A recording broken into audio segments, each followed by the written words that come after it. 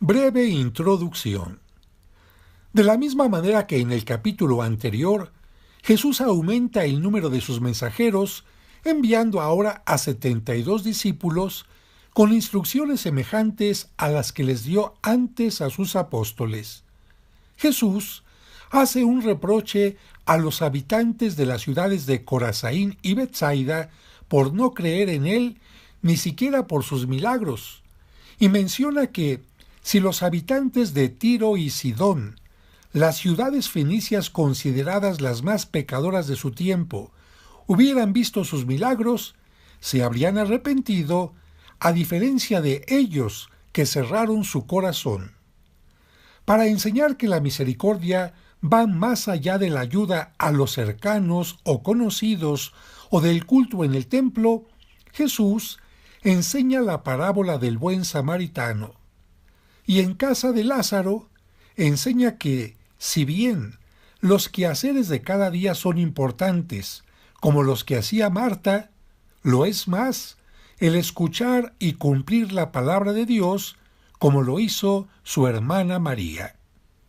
Capítulo 10 del Evangelio de San Lucas. Jesús envía a los 72 discípulos. Después de esto, el Señor eligió a otros 72 discípulos y los envió de dos en dos delante de él a todas las ciudades y lugares a donde debía ir. Les dijo: la cosecha es abundante, pero los obreros son pocos. Rueguen, pues, al dueño de la cosecha que envíe obreros a su cosecha. Vayan, pero sepan que los envío como corderos en medio de lobos.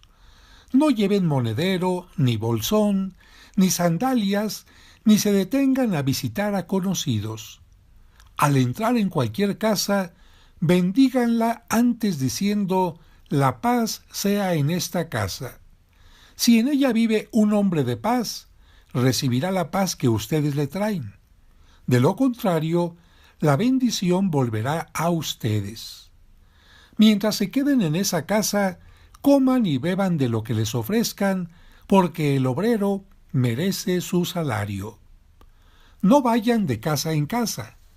Cuando entren en una ciudad y sean bien recibidos, coman lo que les sirvan. Sanen a los enfermos y digan a su gente: el reino de Dios ha venido a ustedes. Pero si entran en una ciudad y no quieren recibirles, vayan a sus plazas y digan: nos sacudimos y les dejamos hasta el polvo de su ciudad que se ha pegado a nuestros pies. Con todo, sépanlo bien: el reino de Dios ha venido a ustedes. Yo les aseguro que, en el día del juicio, Sodoma será tratada con menos rigor que esa ciudad. Pobre de ti, Corazaín, pobre de ti, Betsaida, porque si los milagros que se han hecho en ustedes se hubieran realizado en Tiro y Sidón, hace mucho tiempo que sus habitantes se habrían arrepentido poniéndose vestidos de penitencia y se habrían sentado en la ceniza. Con toda seguridad, Tiro y Sidón serán tratadas con menos rigor que ustedes en el día del juicio. ¿Y tú, Cafarnaúm, crees que te elevarás hasta el cielo? No, serás precipitada hasta el lugar de los muertos. Quien les escucha a ustedes, me escucha a mí. Quien les rechaza a ustedes, me rechaza a mí. Y el que me rechaza a mí, rechaza al que me ha enviado. Jesús da gracias al Padre. Los 72 discípulos volvieron muy contentos diciendo: Señor, hasta los demonios nos obedecen al invocar tu nombre. Jesús les dijo: yo veía a Satanás caer del cielo como un rayo. Miren que les he dado autoridad para pisotear serpientes y escorpiones y poder sobre toda fuerza enemiga. No habrá arma que les haga daño a ustedes. Sin embargo, alégrense no porque los espíritus se someten a ustedes, sino más bien porque sus nombres están escritos en los cielos. En ese momento, Jesús se llenó del gozo del Espíritu Santo y dijo: Yo te bendigo, Padre, Señor del cielo y de la tierra, porque has ocultado estas cosas a los sabios y entendidos, y se las has dado a conocer a los pequeñitos.